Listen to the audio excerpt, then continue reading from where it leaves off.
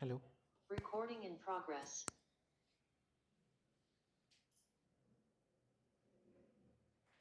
News was three-step process, nuclear energy generation process given by Homi Jahangir Bhabha. Okay. Now, so we'll first understand this three-stage process. Okay. So basically, what is there? Understand there are certain kinds of fissile material. See this.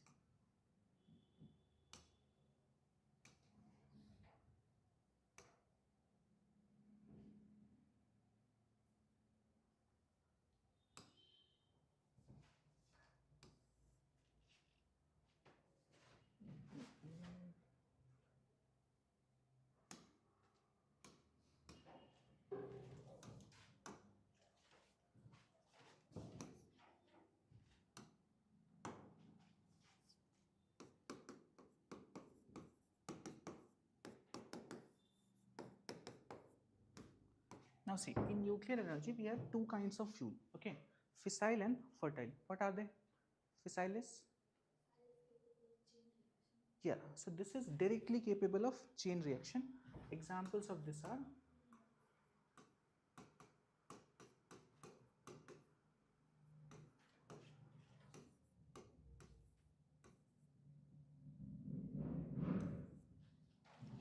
then. Now these are the fissile materials. So basically, they can undergo fission reaction continuously and can generate energy. So these can directly generate energy. Now, there are certain materials that are called fertile materials. Fertile materials, the two most famous ones that we need to know about is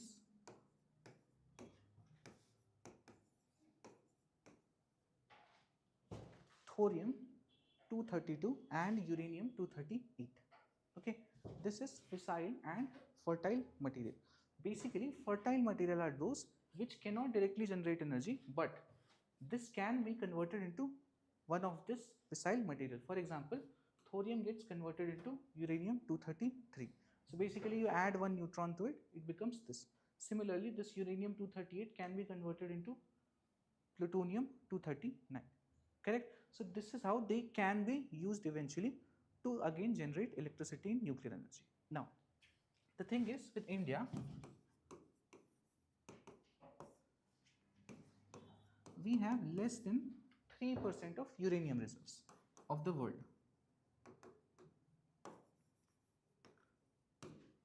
Okay, so we have very less uranium reserves, but we have close to 25% of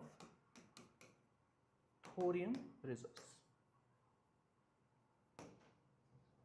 Okay, now because we have such less amount of uranium, that is why we have to import uranium for our nuclear power plants.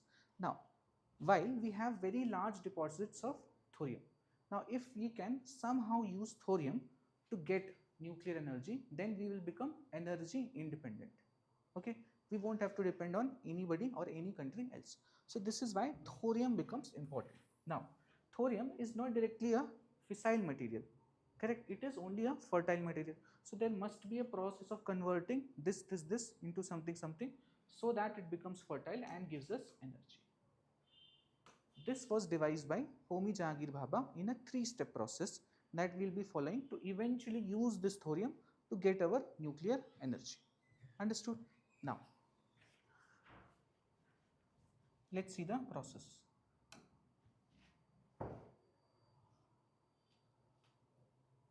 First, see this. So basically, what happens if you take this uranium 235? Uranium 235 is a fissile material, correct? Now, how does it break into? So it breaks into, let's say, these two smaller atoms. And what you do, first thing, yeah. So first thing, I send a neutron here that collides with this uranium 235 atom. Then what happens? It gets broken down into two smaller different atoms and a lot of energy and 3 neutrons are released from it. Basically, 8 neutron I had bombarded here and now I am getting 3 more neutrons. Correct? So this is neutron positive. That means with only one neutron I am able to generate 3 neutrons. Now these 3 neutrons can again react with these uranium, more uranium atoms, and can generate again 3 neutrons, 3 neutrons. That is why this becomes a chain reaction. So from one neutron I was able to create 3 neutrons, that then again reacts with 3 uranium atoms, then again 3 3 3 from all of them. So I started with 1 neutron, now I'll have 9, next I will have 9 threes are, like that we will keep on going. Okay, so that is why this is called fission reactions. So it can take fission chain reaction, so it can go like a chain and produce energy for us.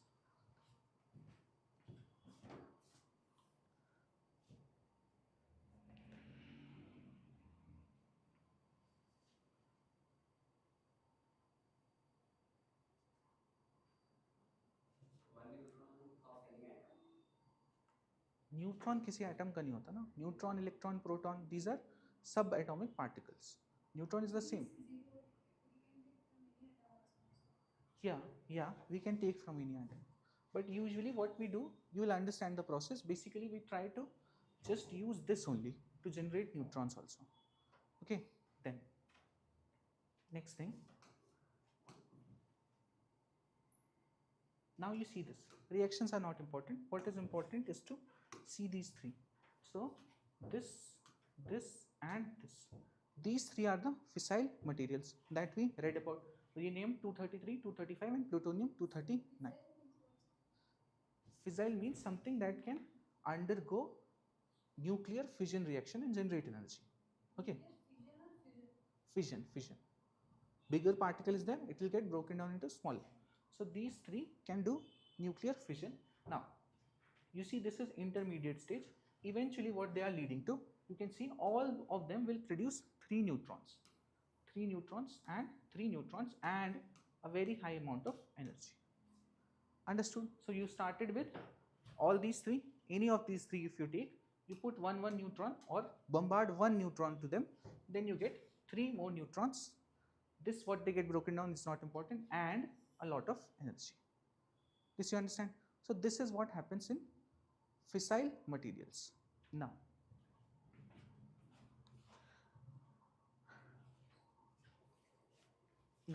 let's understand the 3-step process. So basically, see this. So we start with what we do. See, Homi Jahangir Bhabha identified that we have very low deposits of uranium. Okay, now of all the uranium deposits that are available in the world, natural uranium, if you see this, natural uranium consists only of 0.7% of uranium 235. Otherwise 99.3% of natural uranium is actually uranium 238. Now you know this is fertile, but this is not a fissile material. ये energy तो देगा नहीं, and only this 0.7% is important to us. That will give us directly energy. Now the remaining 99.3% is uranium 238. Now, so first process or first step, because we have anyway very limited reserves, थोड़े से reserves हैं.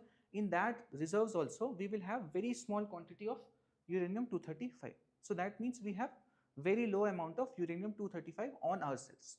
Of course we can import, but on ourselves we have very low amount of uranium 235. So now he devised a 3-step process. So what we will first do, we will take this uranium 238 and uranium 235 together. Now what will happen? Uranium, just one neutron I will bombard. Then what happens? This uranium 235 will start doing what? It will start doing fission reaction. Only very small amount of uranium 235, whatever is available in the country, that is fine. Then using that one neutron, I will be producing many more neutrons. Now one reaction that is important here is this. So basically your uranium 238, okay, when neutron is bombarded to them, they become plutonium 239. Correct? From 238, one neutron is added to them, so they become plutonium 239. Now, plutonium 239 is a fissile material. So this was the first step that he was suggesting, that we should take whatever uranium we have, and using that some uranium 235 that we have, we will get the neutrons. Using that, we will change this uranium 238 into plutonium 239, which can be used as a fissile material. Then this was the first step. Then in the second stage, what we'll do, we will take mixture of plutonium 239 and uranium 238. Now what will happen? Again, this is available in decent quantity, uranium 238. Now both of these we'll take. Now if you see uranium 238 and so plutonium 239, as you saw, this will again release 3 times neutrons. Why? Because this is a fissile material, so it will break down, release many neutrons. Now this neutron we will attack this uranium 238 with it. Then what will happen? It will again form plutonium 239. So basically what we started with here, plutonium 239, we will have even more amount of plutonium 239 by the end of second stage, because all the uranium 238 is also getting converted into plutonium 239. Then here only we will take this plutonium 239, and now we will finally introduce our hero product that we want to use, that is thorium. So plutonium 239, now I have in enough quantity. You understand here? Here, because I was using this to give me any amount of neutrons, I was getting small amount of plutonium 239. Then using this process, I made a lot of amount of plutonium 239. Now I will use this plutonium 239 as my fuel and add thorium to it. So thorium is 232. Same process. Plutonium 239 will do what? Release many neutrons. Then with these neutrons, if this thorium 232 reacts with a neutron, or one neutron gets bombarded on it, it becomes uranium 233, which is again fissile. So this is what we do in second stage. First we increase the production of plutonium 239. Eventually we use this plutonium 239 to convert some of the thorium to uranium 233, which is a fissile material. This is second stage. Now in third stage, what we'll do, we will take this uranium 233 that we have made, and now I will take more thorium 232. What will happen? This is again a fissile material. We release many neutrons that I will bombard here. Again converting this thorium into uranium 233. Again uranium 233 will do what? Will release more neutrons. Will again get bombarded to thorium, and it will become a complete cycle. So what happens? Continuously it will be forming uranium 233 using thorium. So now my main fuel that I use is, I will constantly give thorium to it, and it will keep on generating electricity for me, or energy from me. This is the whole process that he devised. At last it becomes something like this.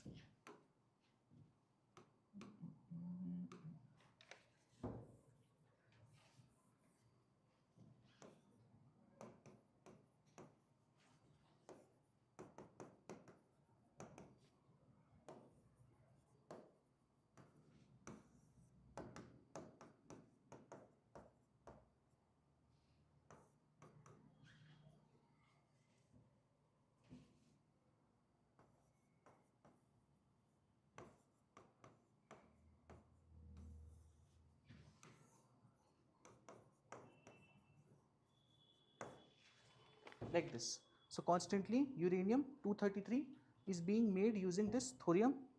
I will bombard neutrons to it, it will become uranium 233. Again it will start releasing neutrons, and the process goes on like this. So after doing these two stages, once I reach third stage, now mostly what I need thorium. Thorium is available in abundant quantity in India, and we will become energy independent. This was his plan. This was in news also, because now we have got certain other kind of fuel that we will start using, called aniline, that we'll study about. So this is the 3-step process that he devised. Got it? Then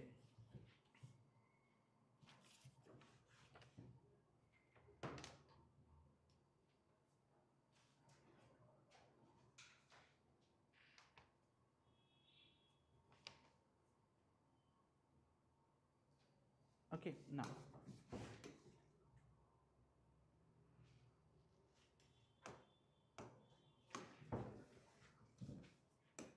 you can write this for your general understanding. First two stages, what he is doing,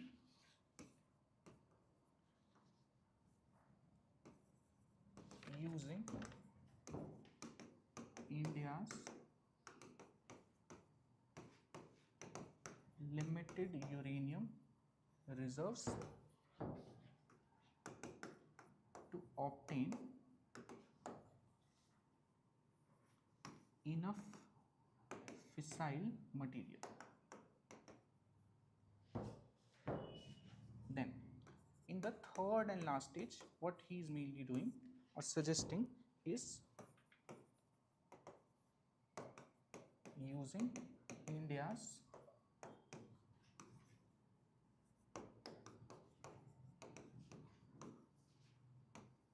thorium reserves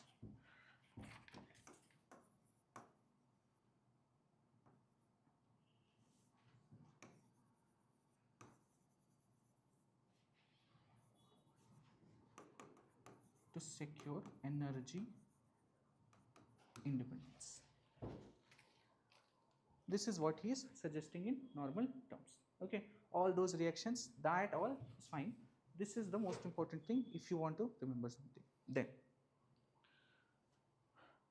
So this fertile material don't get into any kind of fusion or fission. huh? Fertile materials. Fertile materials, yes. Doesn't get into fusion or fission anything. No, see, all these are bigger atoms. So first of all, they won't be going for nuclear fusion. Fusion hota hai chote chote atoms when they join together. That is fusion.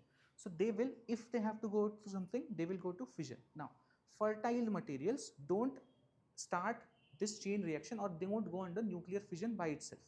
They first have to be converted into fissile material. Fissile material goes under that process. Okay. Then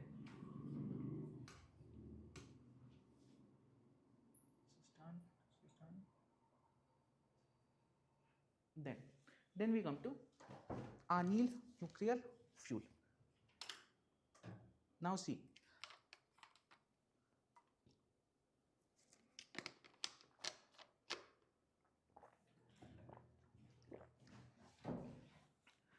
you understood the three-step process. Now, one thing that you can think of is this.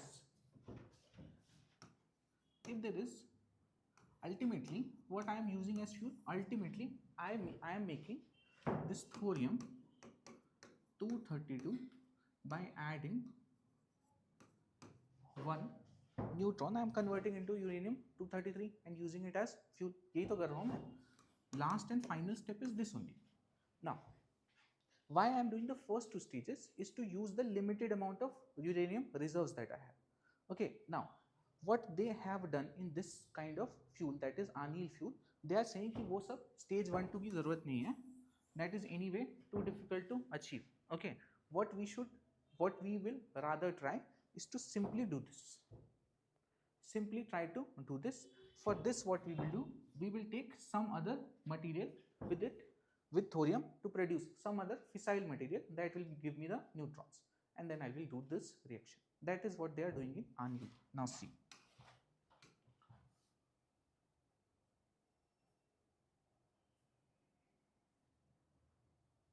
Yeah. So basically, this is advanced nuclear fuel energy for enriched life. This is the full form, right? A new thorium-based fuel developed by US-based CCT. So this is a US-based company that has manufactured this. Anneal, they eventually wanted to get to anneal, so they made this full form. This is actually named after a nuclear scientist that we had called Anneal something. Okay, so based on his name, this has to be given. So this was advanced nuclear energy for enriched life. Now, so basically this is a kind of fuel जो हमको कुछ भी नहीं change करना. We don't have to change anything. We have many pressurized heavy water reactors. This is a type of reactor. Now we just need to take this fuel and drop it there. In place of fuel, we will directly drop it, and it will start using thorium in a lot of quantity to produce nuclear energy. Okay, if it works out fine enough, then this should be path breaking for us. That is, we'll start using thorium a lot to generate nuclear energy. Now, see how it works.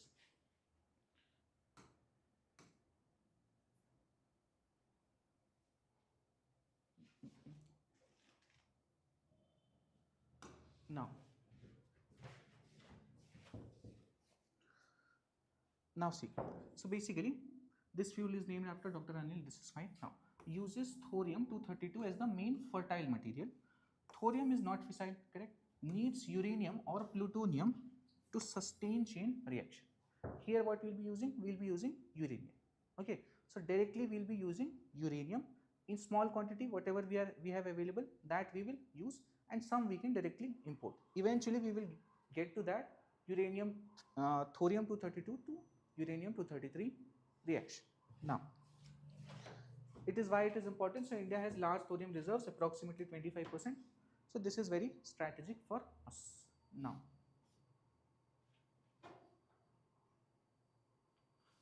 what it consists of? It consists of thorium and small amount of enriched uranium. What is enriched uranium? Yeah, so basically, as I told you, natural uranium is what? Uranium-235 and uranium-238. This is almost 99% and this is hardly 1% or 0.7%. Correct. So when I increase, now this is the one that will do fission. So when I increase the concentration of uranium-235, that is called enriching of uranium. Okay. So if I have to make a nuclear weapon, they usually enrich it to 80-90%. For fuel, for generating just some nuclear energy, they enrich it to 5%, 6%, 10% like that. So what they are using here is enriched uranium. So basically, the uranium that they will be using will have 15 to 20% uranium-235 at max. Okay, even little lesser. So this is what they will be using from this uranium-235. Now each uranium-235 is capable of producing 3 neutrons. Those 3 neutrons will again react with the thorium, produce uranium-233, again fissile, will produce energy overall. So this cycle will keep on going. Now,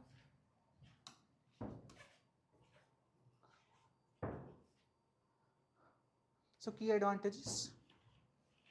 First thing is, this is more abundant. Thorium is 3 to 4 times more abundant than uranium in India, Australia, USA, all of them. Higher energy density. So 1 ton of thorium produces more energy and less of waste. Then next, this is inherently safer by design.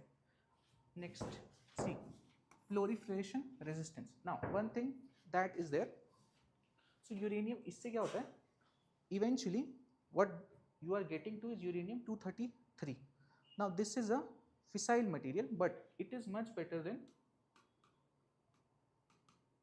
uranium-235, as in better as in safety wise. Why? Because uranium-233 actually releases gamma radiations, a lot of gamma radiations. Now, because of this very high emission of gamma radiation, this is very high energy radiations, very difficult to be contained.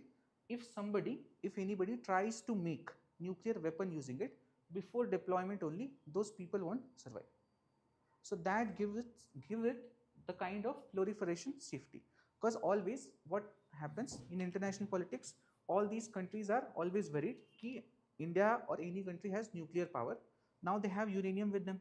This uranium, if they keep on enriching, uranium-235 बढ़ाते जाएंगे, they can make a nuclear bomb using it. Okay, so that is always in the mind of all these countries, P5 and all, if you know. Okay, the major 5 countries that have veto power in the Security Council. So they always have this in mind. Now, because this releases so much of gamma radiations, so this cannot be made into something like a nuclear bomb. Almost impossible. So this also gives it more safety, and it can be used as a more peaceful way of increasing nuclear energy, not just in India but anywhere else also. Now, last is this strategic value. This you anyway understand.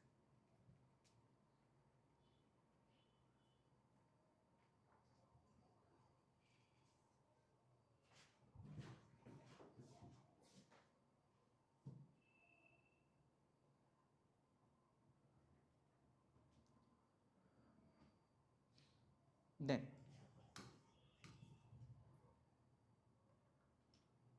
yeah, so basically This is designed as a drop-in fuel for India's pressurized heavy water reactors, works with minimal changes. So directly, this is just like a fuel rods set that you saw the diagram in the first slide. Directly you can put those. That will act as a fuel. उसमें thorium और डालना होगा. Like regularly you will have to add more and more thorium. That's it. Then India has 22 reactors. Out of them, 18 are pressurized heavy water reactors, and other 4 are lightweight reactors. Okay, that is there. So out of 22, 18 are this one. Then can reduced levelized cost of energy. Levelized cost of energy क्या होती है? So any form of energy that is being generated by nuclear, by solar, by fossil fuel, eventually you get to a figure called levelized cost of energy. कि at the end, how much is the cost of energy here?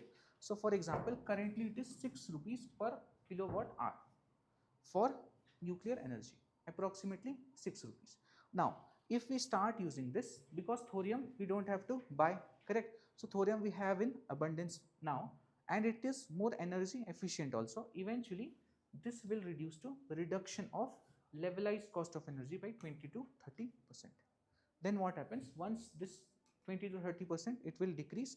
So let's say it becomes 5 rupees or lower. Now, when it becomes lower and lower in price, then the adoption of nuclear energy will also increase. Correct? Because if it is low cost, approximately 6 rupees is also the fossil fuel cost of generating electricity. Okay, by different kinds of thermal power plants we use. So if it goes lower, it is beneficial. It will even further support nuclear energy. This term is also important in terms of renewable energy. So what happens? You hear about all this कि solar से इतनी energy निकल जा रही है, from wind power we are getting this many kilowatts of energy, and you feel that this should be adopted. But the levelized cost of energy for all those renewable sources is very high. That is why the adoption is so slow, because the government have to push it. Market won't like this. Market would only understand कि कितना कम पैसा लग रहा है, because fossil fuel costs so little, so that's why fossil fuel is adopted by the market. Then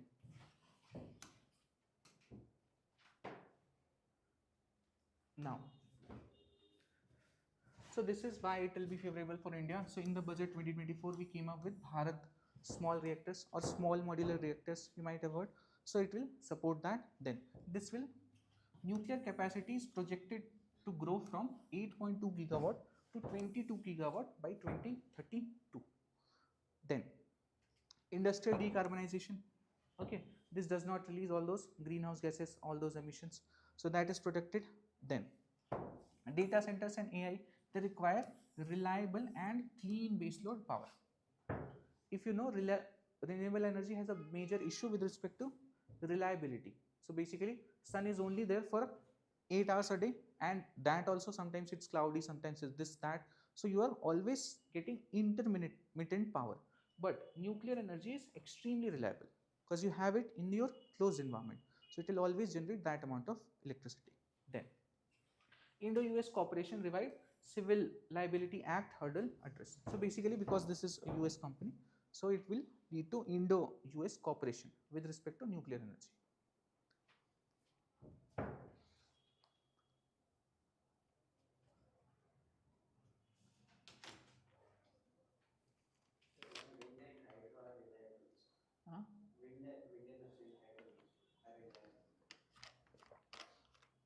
They are also intermittent. For example, wind energy, when you get, when there is that turbine is or that windmill is turning, when that will happen? Only when there is wind flow, correct? So in some seasons you will have higher wind flow when the monsoon waves come and all that.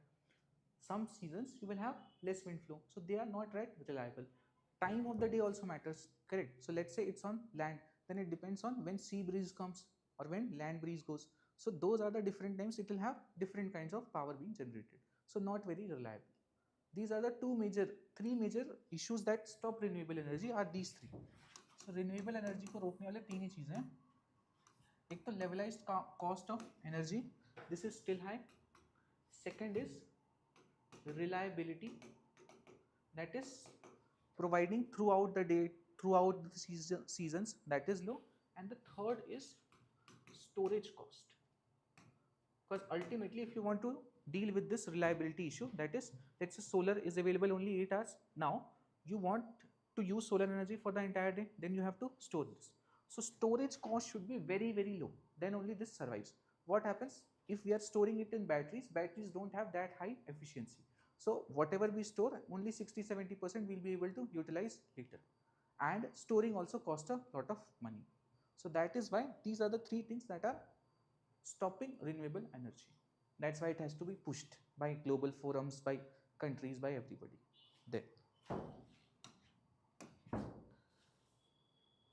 Then we come to this Dhruva. So basically, this is nothing but very simple. Like you have your UPI address, correct? Similarly, they are making address to your address that you have for your office, or let's say for your home, as a simple alphanumeric code. So basically, for example,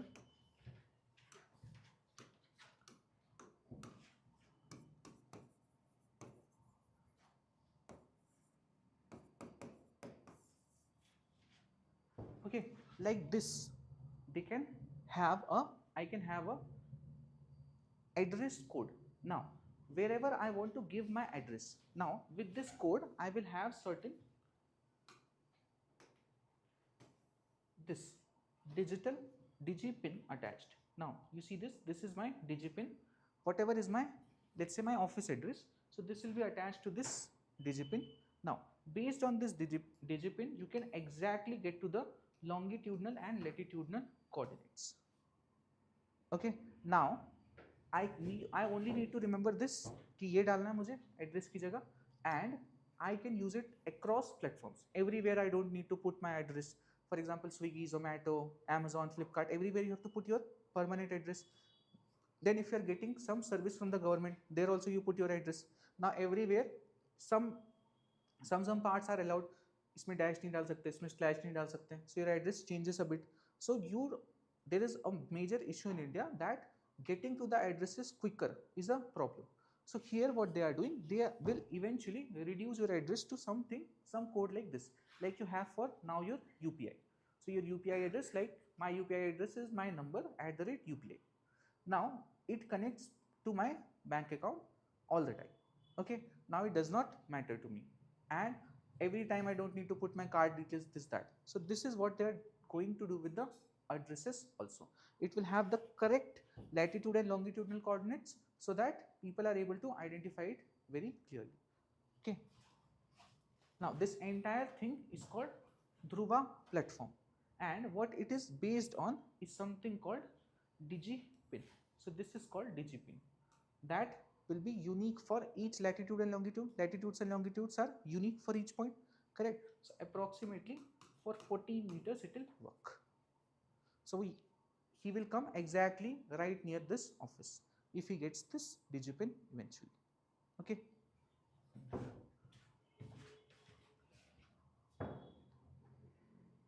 Now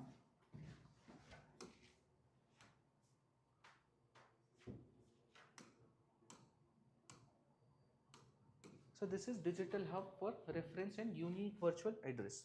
This is India's post new smart addressing system. Now for this is actually a draft amendment that is being brought to Post Office Act 2023. This is still a draft amendment. Some parts of it, for example, digipin, they have already launched in March.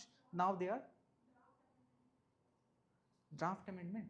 So basically, when they have to make an amendment to any statute, what they do, they first release a draft amendment that these are the changes that we'll be making, so that common people or intellectuals or anybody who is dealing with all these cases and statutes, they can give a critique on it or they can give their feedback.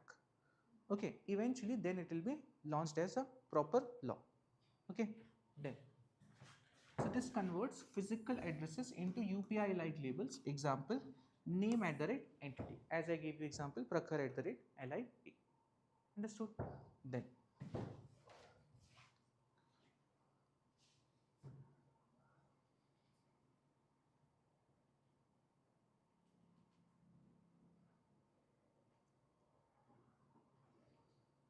So first we should create this address in a government portal and then we yeah, put it to yeah. So basically, they will NPCI, NPCI पता है? NPCI is the entity that gives you UPI address, or your UPI ID is given by NPCI. Then this UPI ID is used by you on every platform. Similarly, they will be making an entity, we'll see about it, just like NPCI, okay, under this section of this act only, and that entity will provide unique addresses to each one of us. Okay, then why it is needed? So India's physical addresses are inconsistent, long and hard to geolocate. Then if you know, in India everything is not divided that properly also. For example, cities like Chandigarh, you have proper sectors and this and that divided. Most cities don't even have that. तो उनका वही रहता है कि ये मंदिर के पास से लेफ्ट लेना, then something weird is written each time. So if you ask your neighbors what is their address and what is your address, you check for 5 neighbors, you will get 3 different addresses, while it should be only differed by the house number, but they will have their different address, उससे उनका आ रहा होगा. So that is how our system is working as of now. Then e-commerce, logistics, gig workers need accurate digital addresses. This enables quick, precise location access using short digital code. Fine. Then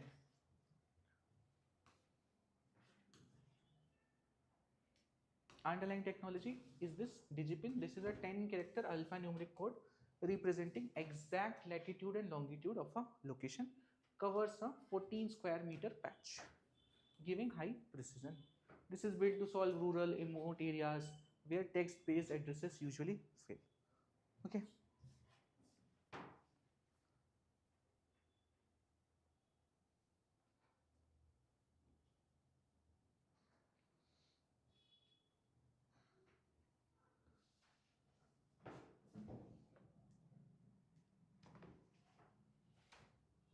Then yeah, one thing important here is this. This is consent based. Basically, right now, if you put your address details anywhere, then Amazon saves it in its server for a very long time. Here, what they are claiming in draft amendment is the users will be able to grant limit. That is, I am giving this address, you will have the options for 6 months, for 1 year. For that time only, if they put your address, that is prakhar@LIA, they will get your longitude and latitude. Otherwise, they won't get. Okay. Then it is interoperable DPI layer. Interoperable DPI layer. This is what? Yes. So DPI are digital platform interfaces. Now, digital public interface. Now, this will be the layer. So basically, this will be part of India's digital public infrastructure. Now, if you know, UPI is also part of this, FASTag is also part of this. All these are digital public infrastructure. One more will be added. Then this allows for private players, example e-commerce, gig platforms, to participate. Of course, then users can share the label for instant coordinates plus full address.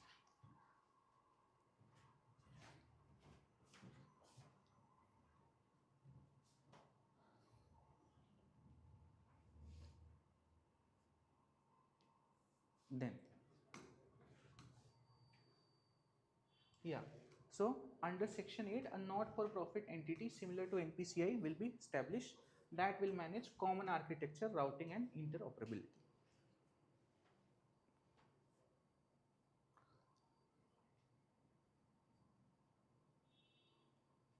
Then benefits you anyway understood.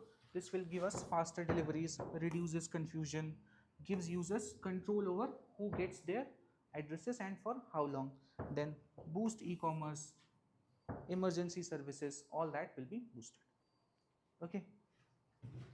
For example, in emergency service, let's say there is some calamity and then a person has to tell their address. So they will have to tell ki yahan pe aana, fir paas mein aana, this that. But if they have a address as a service like location like this, then what they can do, they can just give this and you will get the exact latitude and longitude so that anybody can reach and save the person. Then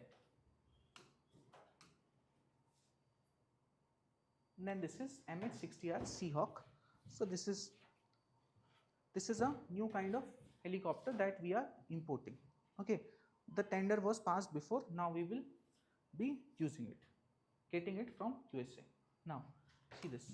So India signed LOAs worth of 7,995 crores with the US for 5 years sustainment support of these helicopters. So basically what is happening, this MH-60R helicopters we imported in 2020. Now we have done a deal for sustainment support. So sustainment support is what? So if there is some issue with the parts, some parts replacement I want, okay, some issues are there, basically you are getting a sort of customer care like support. So basically if there is some issue with respect to parts, with respect to some software, anything else that you want, so all that you can ask for 5 years. For that we are paying some money. Huh? This is this was what limited operations. Basically these are, I think this is line of agreement. Okay, so basically what it really means is, for a long time, that means we won't be giving this money directly to them. Over the course of time we will keep on giving this money and getting the support from them. This is what we will be doing under this. Now see this, what is the status of India? So India signed a 2020 deal to procure 24 MH-60R Seahawks from the US. Full delivery is expected by 2025. Now the Navy commissioned its first in 2024. Now we will see the details of what this is. So basically these are helicopters to be used by Indian Navy. So some of it we have already got, some we will get by the end of 2025. This is sort of like a support that we will be getting for next 5 years. Now, so what is this? So this is a maritime variant of the Black Hawk helicopters that US makes. Then this is advanced all-weather multi-role naval helicopters designed for anti-submarine warfare, this that. Fine. Just remembering the name, okay, from which country it is. It will be used in maritime. This much is enough. That much is enough. What are the specific capabilities of it? Not so important. Then what are the key features? This is fine. Just this much if you remember, it's fine. Which country it is from and what purpose it will be used for. Okay. Then next is this Alaknanda Galaxy.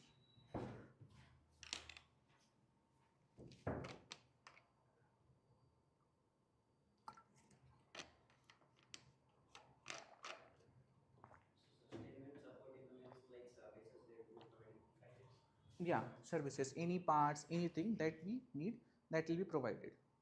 Okay, then so Alaknanda Galaxy.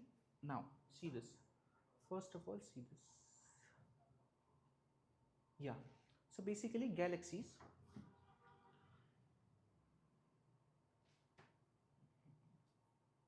Yeah, so galaxies are what? Galaxies are system of millions or billions of stars that are held together by certain forces. Now it will also have many dust particles, different kinds of particles also. Entire that volume forms a galaxy. Now you see here, system of millions or billions of stars held together by gravitational attraction between gas and dust. So that is how they are held together. Now there are three kinds of galaxies that we know of: spiral, elliptical and irregular. Now see, spiral galaxy, if you might have seen pictures of Milky Way galaxy, it looks like this. So spiral galaxies have something bulged out center like this, and it has arm like structure like this. Correct? So this has arm like structures like this, and planets and every star that is going around it is going around in a fixed orbit, more or less a fixed orbit. This is spiral ones. Elliptical ones are the old ones. These are the very old galaxies. Now they don't have arms like this. Okay, and here whatever pattern these stars or planets are following, that is not regular or that is not fixed. So it keeps changing slightly. Irregular is completely gone cases. Okay, anything is happening there. Now,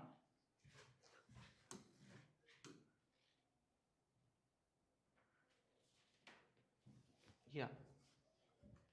Now, what is there? So spiral galaxies are usually new. Okay, so new galaxies are usually spiral galaxies. So they have actively many stars are colliding it. Its size is continuously increasing. It has proper central bulge and rotating disc-like structure. It has spiral arms, as you saw. So this is about spiral galaxies. Elliptical galaxies are actually very old galaxies that was formed just after the Big Bang. Just a few years after the Big Bang, the galaxies that were formed, that will be older than the Milky Way that we know of. So those are older, rounder, and they are less structured. Okay, so this is elliptical galaxies. Now, the idea is, the core idea of this topic is, so what we usually understand that if we are talking about some kind of galaxy that was formed billions and billions years ago, very near to Big Bang, then what we'll have, they will be mostly not that structured as of now. Correct? That is, they will be elliptical in nature or irregular in nature. But we have recently discovered a kind of galaxy that looks and feels just like Milky Way, but it is very old. So this is the new discovery.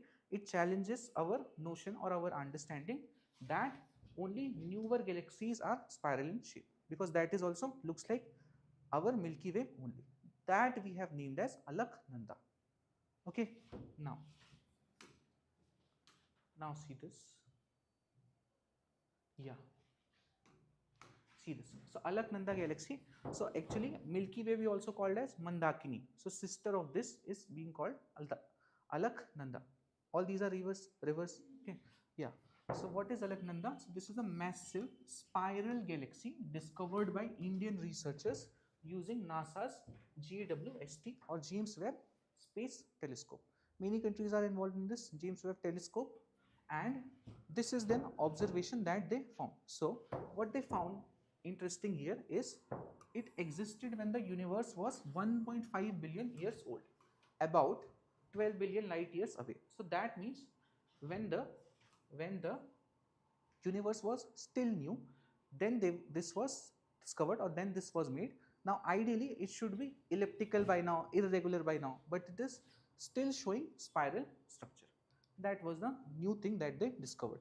This is important because early galaxies were expected to be chaotic, clumsy, clumpy and unstable, but Alaknanda is a well-defined spiral similar to the Milky Way.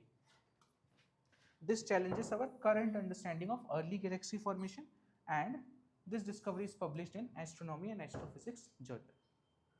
Okay, then, so this is what our journal, what our scientists discovered or they observed. Then they published it under a journal of astronomy and astrophysics in Europe. Finally, when this got published, then it became a news, because it has to be peer reviewed. People are constantly making observation. People around the world, scientists are making observations. It has to be peer reviewed, then only it will be called as a discovery. Okay, now key features. So this is well-defined grand design spiral structure, two clear spiral arms, just like we saw for Milky Way. Then bright central bulbs, that just like we saw for Milky Way. Then approximately 30,000 light years in diameter, named Alaknanda because Milky Way is also called Mandakini in Hindi, and Alaknanda is the sister river.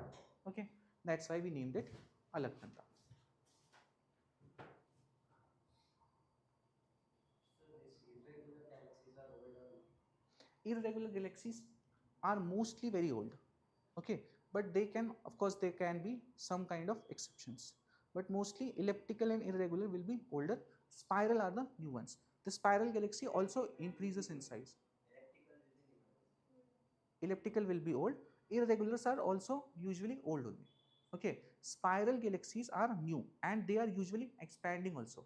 So constantly more and more stars are being included in it. Okay, so what happens? Spiral galaxies which are new, like this. Okay, so it constantly collides with other smaller galaxy which it takes within itself. So slowly it will become larger also. So this is also a property of spiral galaxy, that they are right now increasing in size. And elliptical galaxy वो dormant हो गए हैं, a lot of time has passed. Okay, so they are not showing all these arms or including more galaxies within it. Then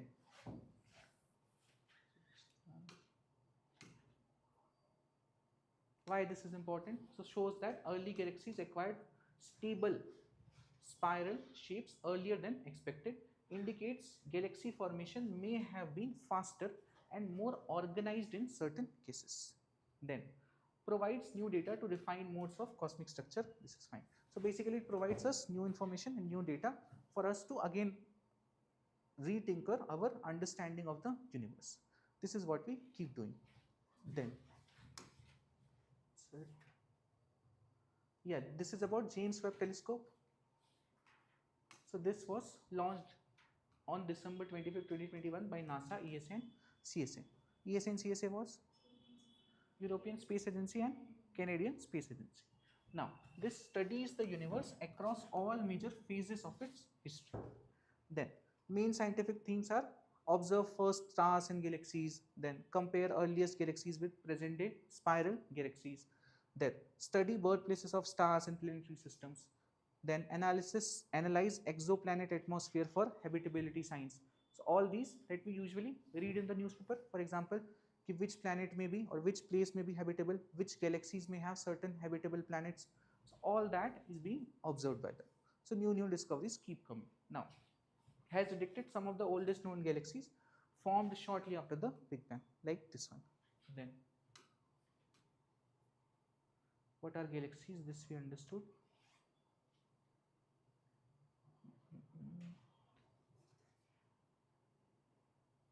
Yeah, let's get to the questions.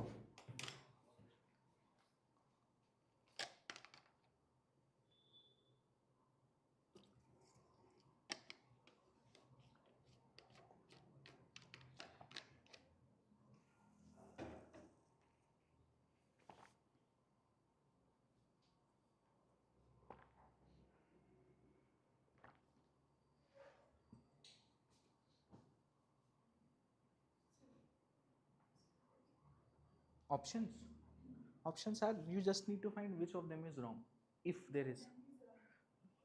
So options are 1 and 2, 2 and 3, 1 and 3, all of these. So 2 is wrong. Okay. Then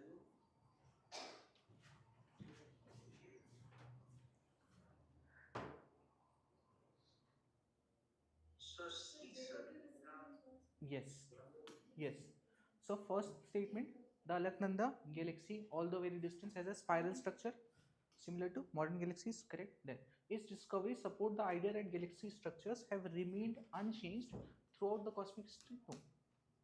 It is actually even challenging the way of understanding of how we think galaxies change. So being constant to bhul jao. Being constant is not there. Of course, galaxies are developing or changing forms. The way we understood how galaxies change form, that also is altered by this discovery. So being constant is absolutely wrong. Then, together with GWST observations of very old galaxies, it prompts a rethinking of how fast galactic structures can stabilize. This is correct. So answer becomes 1 and 3. Then, next.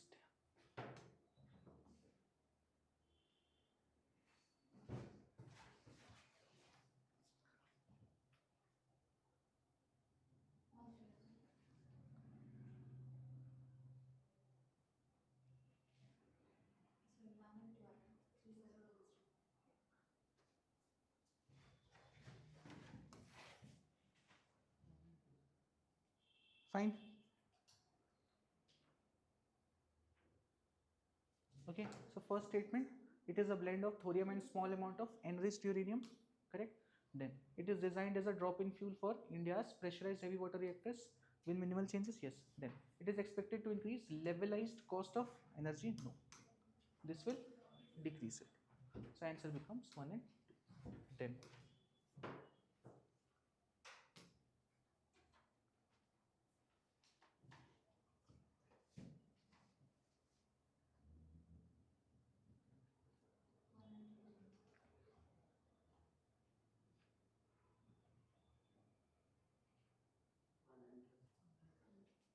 Correct.